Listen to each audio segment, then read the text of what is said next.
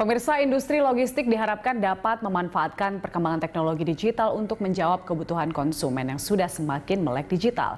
Lalu apa saja teknologi sektor logistik di era digital seperti saat ini? Untuk membahas hal itu telah hadir bersama kami di studio Ketua Dewan Pakar Asosiasi Logistik Indonesia, Pak Nofrisel. Pak Nofrisel, terima kasih telah hadir di sini. Sama-sama, Mbak. Pak Nofrisel, katanya sektor logistik nasional ini semakin berkembang semenjak ada e-commerce. Ini benar nggak? Iya, betul. Jadi pertumbuhan industri itu semakin dipengaruhi oleh perkembangan e-commerce yang betul-betul sangat dahsyat ya dalam 2 atau 5 tahun terakhir. Jadi kita para perusahaan logistik itu betul-betul cukup merasakan demand customer karena dorongan permintaan berbasis digitalisasi. Perkembangannya sejauh apa, Pak, dari data asosiasi? Jadi kita melihat bahwa dengan transaksi yang semakin meningkat, lalu kemudian ada model permintaan yang mungkin dari konvensional ke modern atau ke digital, itu kita rasakan sebagai bagian dari sesuatu yang kalau kita tidak siap, kita ketinggalan. Gitu. Jadi perusahaan logistik itu juga diminta untuk turut adaptif dengan merespon permintaan-permintaan customer itu. Jumlahnya saya kira setiap tahun kita ya 14,5% sampai 15,5% itu pertumbuhan industri kita, dan itu tumbuh terus semakin sejak tahun 2018 mungkin semakin banyak marketplace yang menggunakan jasa logistik ini. Berapa datanya, Pak? Karena kalau kita lihat ini cukup signifikan. Iya, jadi kalau kita lihat di tahun 2018 begitu banyak bermunculan platform e-commerce, ya, itu berbarengan dengan munculnya perusahaan-perusahaan logistik baru dan atau improvement dari yang dilakukan oleh para pemain-pemain lama yang mengarah kepada bagaimana nangkep pasar dan peluang dari karena efek e-commerce. Bisa kita simpulkan bahwa berbagai macam platform dan digitalisasi ini benar-benar memudahkan masyarakat untuk menggunakan jasa logistik. Iya, jadi semakin lebih mudah dan juga semakin lebih efektif. Jadi tentu saja karena dari hulu ke hilir itu ada mungkin sebagian ada memangkas aspek-aspek intermediari dari proses logistik sehingga sampai langsung di ujung, maka kemudian otomatis e-commerce atau teknologi juga mendorong kita bisa jadi lebih efisien sebenarnya. Pak Nofrisel, ada beberapa hal yang mungkin menjadi isu di masyarakat saat mengirim barang ya dari satu tempat ke tempat yang lain. Bukan hanya masyarakat, mungkin dari enterprise juga punya isu seperti itu. Tidak tepat alamat, kemudian tidak tepat waktu. Apakah ini masih terjadi? Saya kira memang tidak ada zero defect ya. Jadi memang karena bisnis logistik itu kan teknologi adalah alat proses, membantu proses kelancaran manajemen pendistribusian barang dengan baik, tetapi physical delivery-nya kan tetap harus dilakukan, physical distribution-nya tetap harus dilakukan. Tetap jadi, ada campur tangan manusia. Itu tetap ada campur tangan manusia di sana. Jadi sebagian kadang-kadang juga ada sesuatu yang mungkin fail dan sebagainya. Artinya kita bisa bilang sebenarnya ada human error ataupun salah alamat atau tidak tepat waktu, ini bisa dipotong dengan adanya platform dan digitalisasi. Iya, jadi di samping itu sebenarnya juga ada juga aspek-aspek yang terkait dengan eksternal misalnya. Jadi faktor kemacetan, faktor infrastruktur, dan mungkin juga faktor di internal perusahaan sendiri yang mungkin tidak terlalu siap untuk bisa melakukan semacam delivery secara masif gitu, sehingga mungkin ada yang luput atau ada yang fail dan sebagainya. Itu biasa sih saya kira. Ya. Selain daripada platform yang mungkin menjadi satu resepsionis lah bisa kita bilang, bagaimana berjalannya sektor logistik ini, teknologi apa saja yang saat ini telah digunakan oleh sektor logistik sehingga mempermudah mobilisasi? Ya.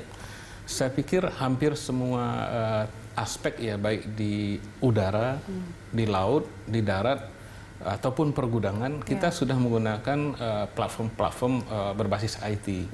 Jadi di transport itu ada transportation management system, di warehouse itu ada warehouse management system, kemudian di pelabuhan juga ada port net dan sebagainya gitu ya, yang membuat, dan bahkan di pelayaran juga begitu.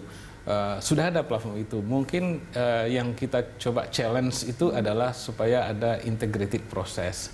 Karena bagaimanapun barang itu bisa atau menggunakan semua aktivitas itu. Jadi ada yang transport, kemudian juga butuh gudang juga, kemudian butuh pelabuhan juga gitu ya. Mungkin yang sedang kita challenge sekarang dan semoga bisa terus berjalan dengan baik adalah bagaimana proses itu kita bisa integrasikan satu sama lain. Yang kita pengen tahu juga, apakah dengan digitalisasi ini juga membuat budget jadi lebih rendah dari sebelumnya? Iya, karena banyak proses intermediari yang tanda kutip terpangkas gitu ya, yang harusnya dulu kalau kita kirim barang dari satu tempat ke tempat lain mungkin melalui pihak siapa, melalui intermediari apa gitu ya, mungkin agen dan sebagainya, ada perantara lain dan sebagainya. Nah, logikanya dengan kombinasi dukungan digitalisasi dan kemudian juga ada konektivitas informasi dari pengirim dan penerima dan kemudian network dari perusahaan logistik itu juga udah bisa disatukan, maka kemudian mestinya sudah terjadi semacam point to point dari hulu ke hilir. Jadi implikasinya adalah ke bisnis logistik itu kita sekarang makin mendekatkan ke hilir. Baik. Yang kita sebut sebagai last mile delivery management gitu. Baik. Sehingga adanya di situ. Jadi kemudian di sanalah mungkin delivery, di situ transportasi, di situ pergudangan sekarang bersama-sama. Mungkin kalau misalnya B2B itu agak kerasa ya, anggaran itu turun, Pak. Bagaimana dengan B2C? Apakah juga bisa dipotong dan dirasakan langsung oleh masyarakat? Anggaplah sekarang banyak pengusaha online shop gitu, Pak. Itu bisa dirasakan juga nggak sekarang dengan adanya digitalisasi ini? Harusnya bisa, karena apa? Karena ujung-ujungnya kita bisa menghitung cost per unit dari sebuah pengiriman dokumen ataupun paket gitu ya. Mungkin nanti yang mengaitkan itu adalah dengan volumenya seberapa besar gitu. Kalau di company atau perusahaan memang struktur internal cost-nya mereka untuk memproduksi sebuah barang dan kemudian juga kaitan dengan distribusi itu mereka bisa hitung dengan total gitu ya. Tapi kalau orang perorangan memang impact-nya mungkin tidak serta-merta gitu. Jadi, tapi bisa mengejar kuantitas sudah pasti ya? Udah pasti, jelas. Oke. Nah, pada tahun 2019 ini tentunya salah satu program pemerintah adalah Revolusi Industri 4.0. Bagaimana peran dari sektor logistik, Pak?